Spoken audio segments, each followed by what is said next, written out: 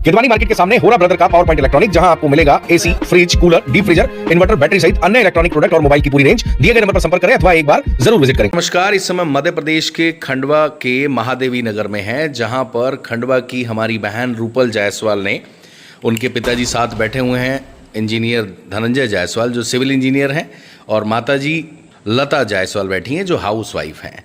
ये रूपल जायसवाल आपको बता दें कि यूपीएससी में 512th रैंक इन्होंने अचीव किया है। सेकंड अटेम्प्ट में इन्होंने without any coaching, without any preparation, क्योंकि आपको बता दें ये 20 लाख के पैकेज पे एक लीगल फर्म है, उसमें इंटरनेशनल फर्म है मुंबई में, उसमें ये जॉब किया करती थी और लोगों की सेवा करना चाहती थी, जिसके चलते इन्होंने यूपीएससी का एग्ज़ाम दिया और सेकंड अटेम्प्ट में इन्होंने क्वालिफाई किया। आज की डेट में एक ट्रेंड और है, जो यूपीएससी क्वालिफाई कर लेते हैं, आईपीएस आईएएस बन जाते हैं, वो अक्सर कॉरपोरेट में जाते हैं। और जो हमारी बहन है रूपल, वो कॉरपोरेट से गवर्नमेंट जॉब में आई हैं। चलिए, क्या मोटिव था, कैसे इन्होंने अचीवमेंट की without any guidance, without any coaching, ये कितना मुश्किल था या कितना आसान था, इन्होंने कैसे किया, इन्हीं की बात सुनवाते हैं।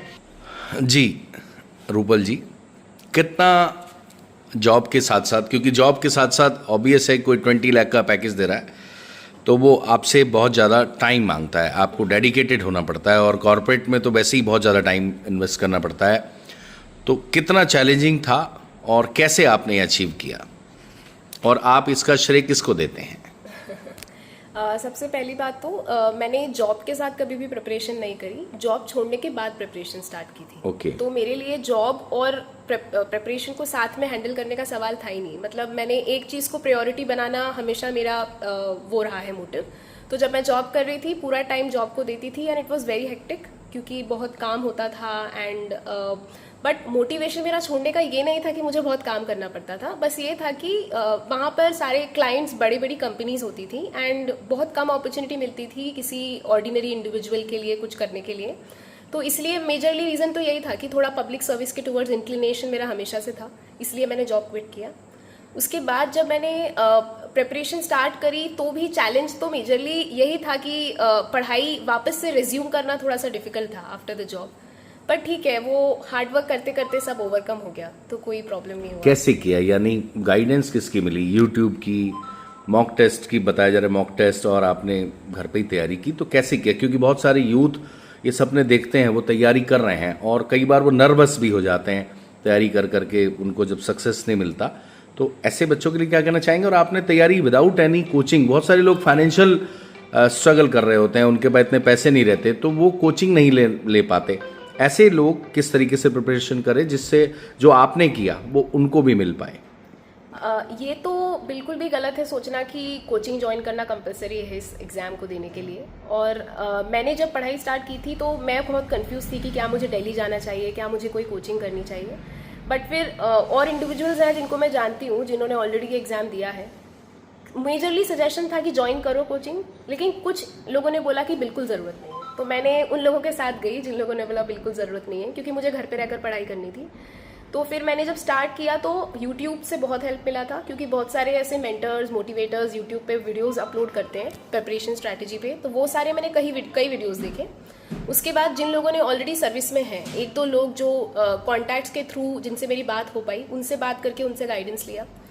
फिर जब उन्होंने मुझे बताया कि स्टैंडर्ड बुक्स और एनसीईआरटीज़ और basics, mock test, previous year question papers, यही सब आपकी बाइबल है, यही सब करना है, तो मैंने बस वही स्ट्रैटेजी फॉलो किया, अच्छे से थॉरली बहुत सारे मॉक टेस्ट दिए, टॉपर्स की कॉपीज भी देखी, बस यही सब था स्ट्रैटेजी में। अच्छा, यूपीएससी के लिए एक मेंटलिटी और बनी हुई है कि 24 घंटे भी कम है पढ़ाई के लिए।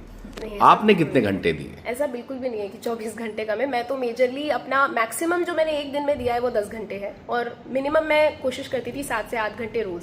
But consistency is the key. अगर कंसिस्टेंसी आपकी डेली है तो अगर आप रोज 7 घंटे भी पढ़ते हो तो भी एग्जाम निकल जाएगा। बस कंसिस्टेंसी की बात है। कोई लोग ऐसा करते हैं 2 दिन छुट्टी ले ली और एक दिन में 12 घंटे पढ़ाई कर ली, बट वो इस एग्जाम को निकालने की बिल्कुल गलत स्ट्रैटेजी है। तो रोज पढ़ाई करो, 7-8 घंटे भी इनफ है। 7-8 घंटे भी इनफ है, यानी कोचिंग जाना ज़रूरी नहीं है, जिसके पास है वो कर सकता है, जिसके पास फाइनेंशियल प्रॉब्लम है तो आज की डेट में बहुत सारे ऑप्शंस इंटरनेट पे मौजूद हैं। दूसरा ये कि कंसिस्टेंसी ज़रूरी है, पढ़ाई रेगुलर करना है, ऐसा नहीं कि एक दिन 24 घंटे पढ़ लिया और फिर 3 दिन रेस्ट कर लिया। दूसरा पॉइंट आपका ये है, राइट। तो कुल मिला के ये उन लोगों के लिए गाइडेंस है जो ऐसा करना चाहते हैं। अच्छा, इसमें कोई ऐसा, जब एक चर्चा चल रही कि जब आप इंटरव्यू देने गए थे तो वहाँ कुछ ऐसा हुआ था जिससे सब जिन्होंने आपसे इंटरव्यू लिया था वो हंस दिए थे? एक्चुअली वैसे तो बोर्ड बहुत कॉर्डियली था, तो ऐसा टेंस माहौल नहीं था। वो आपके ऊपर डिपेंड करता है, आप अगर अपने बोलने के तरीके से टेंस कर देते हो माहौल को तो बोर्ड भी फिर वैसे बिहेव करने लगता है। तो जब मैंने एंटर हुआ रूम में तो सर ने, जो चेयरमैन सर थे, उन्होंने अच्छे से रिसीव किया, बट उन्होंने मुझसे प्लेजेंट्रीज एक्सचेंज नहीं करी। उन्होंने ये नहीं बोला कि what is your name, how do you do, ये सब कुछ नहीं पूछा। डायरेक्ट क्वेश्चंस पूछने लगे वो। तो ठीक है, थोड़ा सा नर्वस हो गई थी मैं कि डायरेक्ट क्वेश्चंस पूछ रहे हैं, बट फिर बात करते करते कॉन्वर्सेशन टाइप होने लगा और फिर ये लगा ही नहीं कि इंटरव्यू चल रहा है। और फिर एक क्वेश्चन जैसे उन्होंने पूछ लिया था कि जजेस की जो वेकेशंस होती है क्या उसको कम करना चाहिए, क्योंकि बहुत जुडिशियल पेंडेंसी है इस कंट्री में। तो मेरा रिस्पांस था कि सर आई डोंट थिंक कि जजेस की वैकेशंस को कम करना चाहिए, क्योंकि एनीवे वो वैकेशन में ये नहीं है कि वो लोग वैकेशंस में मज़े कर रहे होते हैं, वो केस फाइल्स रीड करते हैं, जजमेंट्स ड्राफ्ट करते हैं। कंसिडरिंग कि इतने सारे लोगों के लिए इतने कम जजेस हैं हमारे देश में, तो और वर्क प्रेशर हो जाएगा। तो जजेस बढ़ाने की ज़रूरत है, ना कि उनकी छुट्टियों को कम करने की। तो ये सब मैंने बोला, बट फिर वो बोलने लगे कि क्रॉस क्वेश्चनिंग करी उन्होंने कि हमने तो देखा था इंस्टाग्राम पे एक जज अंडमान निकोबार घूम रहे थे, तो आप क्या बोलते हो, वहाँ पे भी केस फाइल लेके गए थे क्या? तो मैंने बोला हाँ सर, पॉसिबिलिटी है कि वहाँ पे भी केस फाइल लेके गए होंगे। तो मेरे ये आंसर पे फिर सब लोग हंस रहे थे। उन्हें ऐसा लगा कि मे बी, या तो मुझे नहीं पता वो क्या सोच रहे थे, बट सब हंस रहे थे, तो थोड़ा लाइट हो गया माहौल। तो ऐसा था इंटरव्यू में। 512th रैंक, इसको किस एंगल से लें? यानी आपकी कलेक्टर बनने की संभावना ज़्यादा है, एसपी बनने की संभावना ज़्यादा है, या और भी जो भी इसमें लाइन होंगी वो जाने की संभावना है? क्या कहते हैं, आपको क्या लगता है? हाँ, वैसे ये रैंक का मतलब तो ये है कि मुझे अपनी टॉप प्रिफर्ड सर्विसेज जैसे आईएएस, आईएफएस और आईपीएस, ये तीनों तो मिलने की पॉसिबिलिटी थोड़ी कम है, बट फर्क नहीं पड़ता क्या सर्विस मिलेगी। इट्स जस्ट दैट कि सेंट्रल सर्विस है और पब्लिक सर्विस का मौका है, तो कोई भी सर्विस मिले आई विल वेट, जो भी एलोकेशन होगा तब तक। अच्छा, जनरली आईएफएस, आईपीएस और आईएएस, ये तीन के बारे में ज़्यादा जानते हैं। यूपीएससी में और कौन कौन सी लाइन है जिसमें लोग जाते हैं अक्सर? बहुत सारी सर्विसेज हैं आजकल। अपकमिंग सर्विस है जैसे Indian audit and account, controller and auditor general के ऑफिस में होता है वो पोस्ट, बहुत अच्छी सर्विस मानी जाती है। तो मैंने वो भी अपनी प्रेफरेंसेस में ऑडिटर नंबर पे डाली है। ऑडिट एंड अकाउंट्स, हाँ, जैसे जो सीएजी घोटाला जिससे निकल के आया, तो उससे तो बहुत बड़े बड़े लोग टेंशन मानते हैं। तो आईपीएस को तो आजकल लोग भैया एसपी साहब ऐसे करना है मान लेते हैं, लेकिन ऑडिटर बहुत टेक्निकल होता है और ऑडिटर की फाइल जब भी निकलती है तो देश में बवाल करती है। तो लगता है कि ऐसे बवाल होंगे खंडवा की बच्ची से कि सच दिखाने के बवाल? हाँ, बिल्कुल हो सकता है। अभी मैं मानती हूँ कि अभी मैं सिर्फ पढ़ाई करके निकली हूँ, तो थोड़ा प्रैक्टिकल एक्सपीरियंस कम है और ये मानने में मुझे कोई शर्म नहीं है, बट आई थिंक धीरे धीरे ये सब गेन हो जाएगा। काम करने से ही काम आता है, तो बिल्कुल हो जाएगा। और ये है कि और सर्विसेज जैसे इंडियन इन्फॉर्मेशन सर्विस है, इंडियन कॉर्पोरेट लॉ सर्विस है, आईआरएस, इंडियन रेवेन्यू सर्विस है, बहुत सारी सर्विसेज हैं यूपीएससी में। कम से कम 25 से 24-25 सर्विसेज हैं ओवरऑल। तो बहुत सारा स्कोप है अलग अलग टाइप के लोगों को ज्वाइन करने के लिए।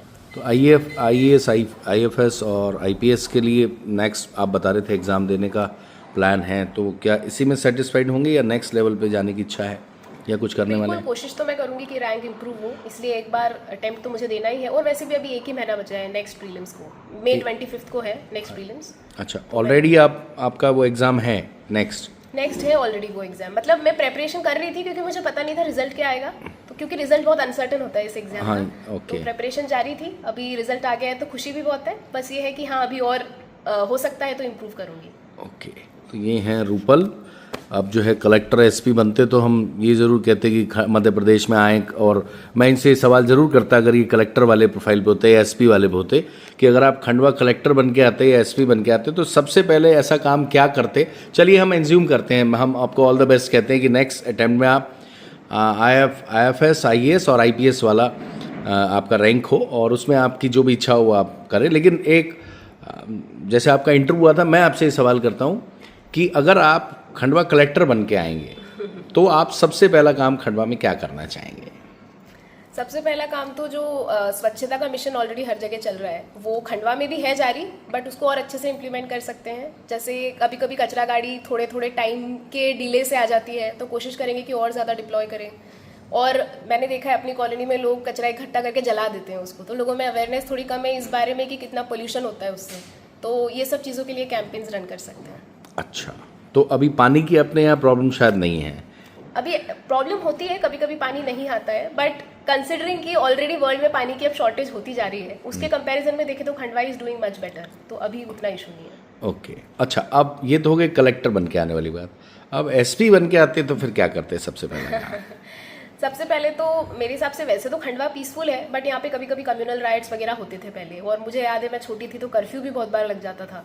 तो अभी तो खैर बहुत टाइम से नहीं हुआ है ऐसा, but prevention I think is the की। तो कोशिश ये करेंगे कि लोकल लोगों को इन्वॉल्व करें जो इंटेलिजेंस वगैरह प्रोवाइड कर पाएं कि कहाँ पर होने वाला है कुछ धांधली या कुछ अगर होने वाला है तो पहले से प्रिवेंट करें रादर देन होने के बाद एक्शन लेना। तो आई थिंक ऐसा कुछ कर सकते हैं। चलिए, ये है रूपल, और all the very best for next level and congratulation for this level. चलिए, अब जो है सबसे पहले मम्मी से बात करेंगे, क्योंकि मम्मी जो है वो हाउस वाइफ हैं और अभी हमारे लिए तरबूज भी लाए। तो अब जो है आपने तो पूरी जीवन तरबूज, हमारे जैसे गेस्ट के लिए चाय और आपके पति देव के लिए खाना बनाने में जीवन स्पेंड कर दिया। अब आपकी बिटिया जो है वो एक बड़ी अधिकारी बन जाएंगी, तो कैसा लगता है? बहुत अच्छा लग रहा है। कैसे सपने देखे इनके लिए आपने कि कैसी ये लाइफ?